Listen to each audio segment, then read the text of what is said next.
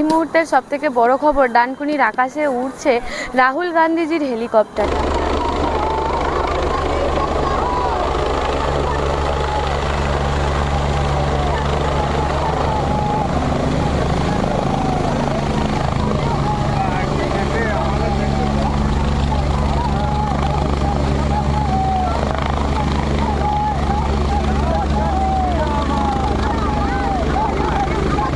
এই মুহূর্তে তিনি এসে উপস্থিত হয়ে গেছেন শান্তি মঞ্চর যে পাশে যে মাঠ, সে মাঠে। শ্রীরামপুর বিধানসভার যে কংগ্রেস প্রার্থী শুভঙ্কর সরকার, তিনি দেখতে পাচ্ছি ওনাকে বরণ করে নিচ্ছেন এবং নিজেই গিয়ে হেলিকপ্টার থেকে যখন রাহুল গান্ধী নামলেন, নিজেই ওনার হাতে ফুল দিয়ে ওনাকে বরণ করে গাড়িতে তুলে সেই শ্রীরামপুর মোল্লাবের মাঠ, সেই মোল্লাবের মাঠ পর্যন্ত নিয়ে যাচ্ছে।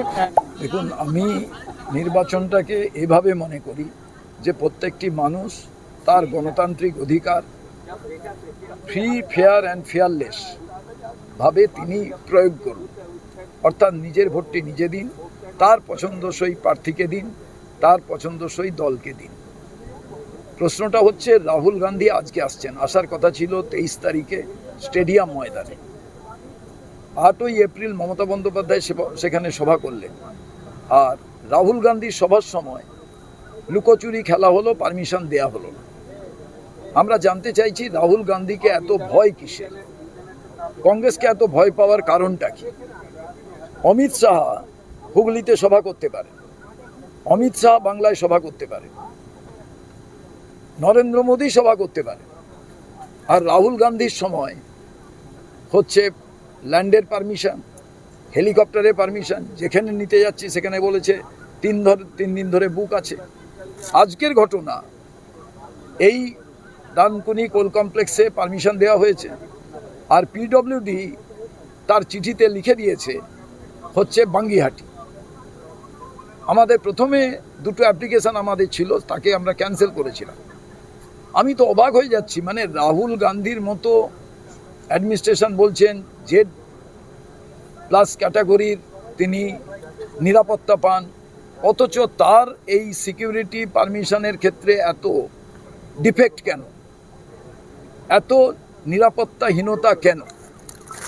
তার মানে কি রাহুল গান্ধীকেও মেরে ফেলার কোনো চক্রান্ত হচ্ছে নাকি? আপনি বাঙ্গিহাটি পিডব্লিউডি পারমিশন দিচ্ছে, আর ডিএমের ওখান থেকে পারমিশন হচ্ছে যে ডানকুনি কোল কমপ্লেক্স।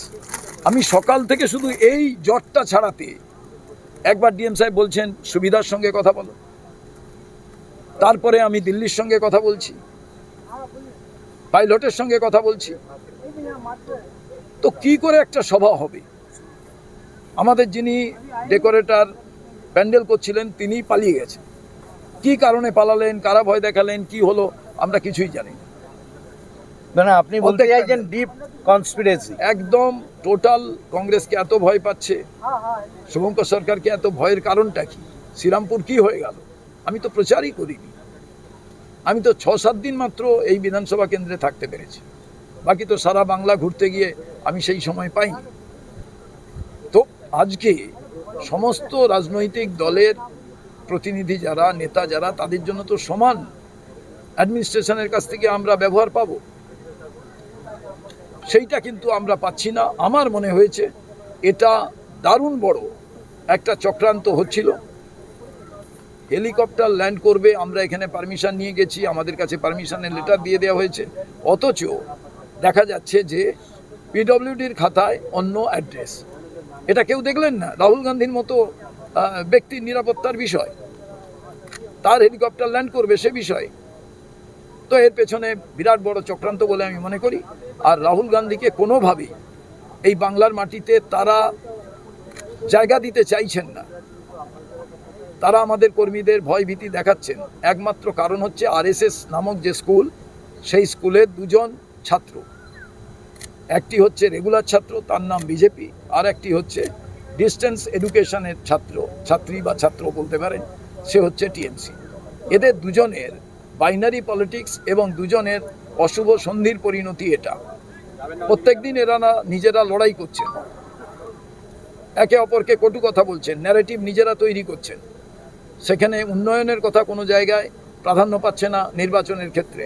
আবার তারাই কিন্তু হেলিকপ্টারের পারমিশন পেয়ে যাচ্ছে, ল্যান্ডিংয়ের তারাই কিন্তু পারমিশন পেয়ে যাচ্ছেন, মিটিং করার কোন মাঠে কোন গ্রাউন্ডে মিটিং হবে তারও পারমিশন পেয়ে যাচ্ছেন। এটা খুব দুঃখজনক বিষয়। কি বলবেন, আজকে রাহুল গান্ধী আসলেন, আপনাদের জন্য ভোট প্রার্থনা করলেন। না, রাহুল গান্ধী এলেন তো আজকে বাংলার কংগ্রেসীদের অনেকটা যুবকদের আইকন, তিনি আজকে যুবকদের উজ্জীবিত করে গেলেন।